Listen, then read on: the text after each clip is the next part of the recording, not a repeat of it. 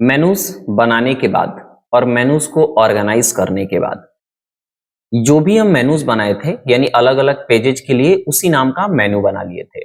अब बारी है उस पे कंटेंट बनाने का, यानी उस पे कोई ना कोई कंटेंट रखेंगे तो वो कंटेंट रखने की यानी कंटेंट बनाने की अब हमको आवश्यकता है। लेकिन कंटेंट रखने से पहले और मेनू को बनाने के बाद और मेनू को ऑर्गेनाइज करने के बाद यानी कंटेंट बनाने से पहले हमको अपने हर मेनू में यानी हर पेजेस में कुछ सेटिंग करना होता है और वो सेटिंग करना काफी इंपॉर्टेंट होता है। तो आज के क्लास में हम यही बताने वाले हैं कि आखिर में कौन से वो सेटिंग हैं जो आपको करने पड़ेंगे अपने हर पेजेस पे, और ये करना इंपॉर्टेंट क्यों है वो भी बात आपको बता दिया जाएगा। तो यहाँ पे डैशबोर्ड में हम लॉगिन हैं। आपको क्या करना है कि पेजेस में आना है और ऑल पेजेस पे क्लिक कर देना है। जैसे ही आप ऑल पेजेस पे क्लिक करेंगे तो पता है कि आपके जितने भी पेजेस बने हुए हैं वो सारे दिखाई देंगे। अब देखिए सबसे पहले अबाउट अस पे है तो यहाँ 4 ऑप्शन दे रहा है, एडिट, क्विक एडिट, ट्रेस और व्यू। कॉन्टैक्ट पे भी 4 ऑप्शन है, एडिट है, क्विक एडिट है, ट्रेस और व्यू है। होम पे भी यहाँ पे है 4 ऑप्शन, लेकिन एक चीज देखिएगा कि होम के सामने फ्रंट पेज लिखा हुआ है। Contact, about us, privacy policy और सर्विसेज इनके सामने नहीं लिखा हुआ है, लेकिन होम के सामने क्या लिखा है, फ्रंट पेज।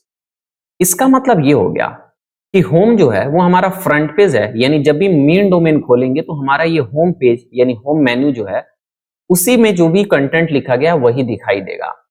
और आप देख भी पाए थे कि जब हम होम पेज मेन डोमेन डाल रहे थे तो हमारा लेटेस्ट पोस्ट खुल रहा था, यानी लेटेस्ट ब्लॉग खुल रहा था। तो कैसे हम सेटिंग में जाके उसको चेंज कर दिए कि जब भी हम अपना मेन डोमेन डाले तो हमारा होम पेज खुलना चाहिए, यानी होम मेनू के अंदर जो कंटेंट रखे हैं वही दिखाई देना चाहिए, इसलिए इसके सामने दिखाई दे रहा फ्रंट पेज।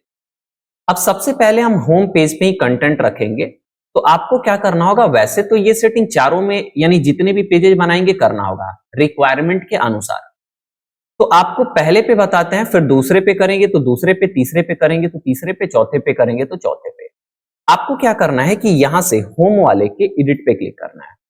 जैसे ही आप होम पेज के एडिट पे क्लिक करेंगे तो फिर ये पेज रिफ्रेश होगा, यहाँ पे देख रहे हैं। लेकिन एक गलती हम कर दिए, गलती नहीं है वैसे, हम आपको सजेशन करते हैं, सजेस्ट करते हैं कि बार बार आप जो वेबसाइट डेवलपमेंट का काम है वो आप करा करिए किस पे, तो फायरफॉक्स पे।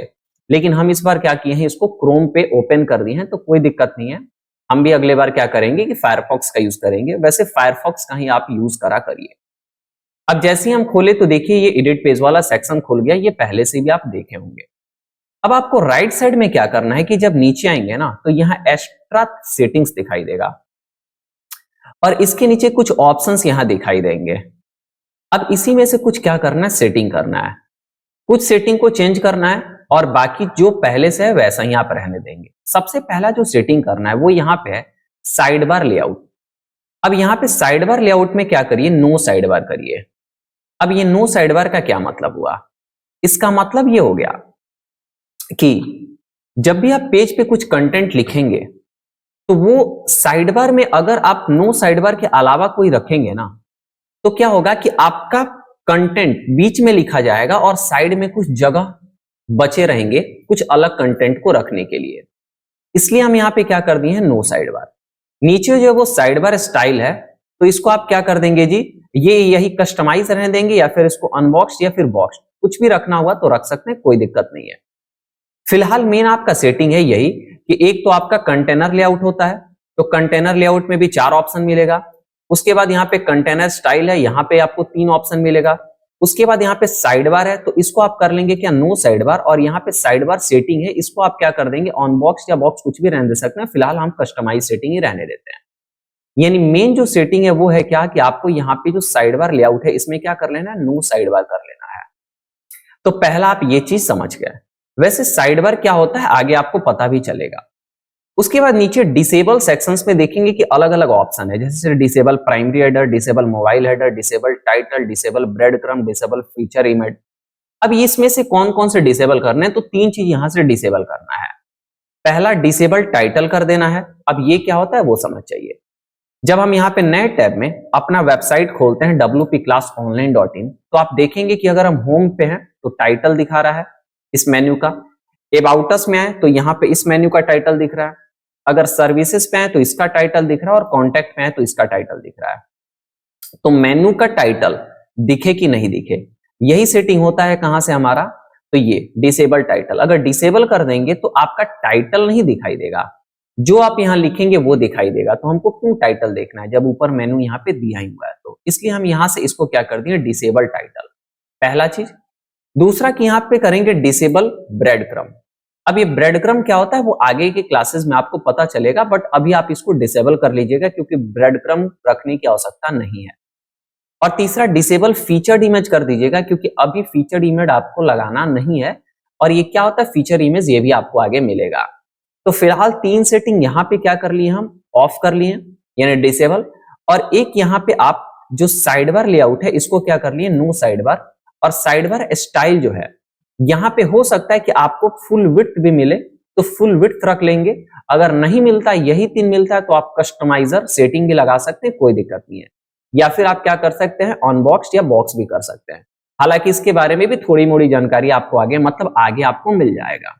ये सेटिंग करने के बाद आपको नीचे आना है, सॉरी ये सेटिंग करने के बाद आपको ऊपर आके यहाँ से अपडेट पे क्लिक करना है। वैसे क्या होता है कुछ सेटिंग्स का नीचे मिलता है, कुछ का ऊपर मिलता है, तो कभी कभी होता है कि बहुत सारी चीजें दिमाग में दौड़ रहा होता है तो हम बोल देते हैं कि नीचे आना है, लेकिन आपको ऊपर देखिएगा अपडेट का ऑप्शन मिलता है, यहाँ से अपडेट करेंगे। पेज रिफ्रेश हो रहा है, जैसे ही पेज यहाँ पे रिफ्रेश हो रहा है तब हम अपने आएंगे कहाँ पे, डोमेन पे। ये पेज देखिए ये लोड हो रहा है पेज, और ये रिफ्रेश होके जब एक बार सबमिट हो जाता है यानी ये सेटिंग लग गया, अब ये सेटिंग पेज अपडेटेड दिखाई दे रहा है। अब हम आ गए अपने डोमेन पे और F5 से रिफ्रेश किए, देखिएगा टाइटल हट चुका है।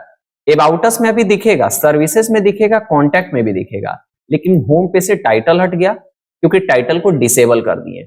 और बाकी जो हमारा सेटिंग था वो भी यहाँ पे हट चुका है, बट अभी दिखाई इसलिए नहीं दे रहा है क्योंकि अभी हम कंटेंट रखना चालू ही नहीं किए। तो सबसे पहला चीज कि आप क्या करेंगे कि इन सेटिंग्स को डिसेबल और जो भी चेंजेस करना है वो कर लेंगे, और ये सिर्फ एक पे नहीं करेंगे, बाकी जितने मेन्यू बने हैं उस पे भी करेंगे। लेकिन जैसे जैसे आप क्लासेस करते जाएंगे और आगे बढ़ेंगे तो आगे आपको खुद ही पता चलेगा कि इसको क्यों डिसेबल किए।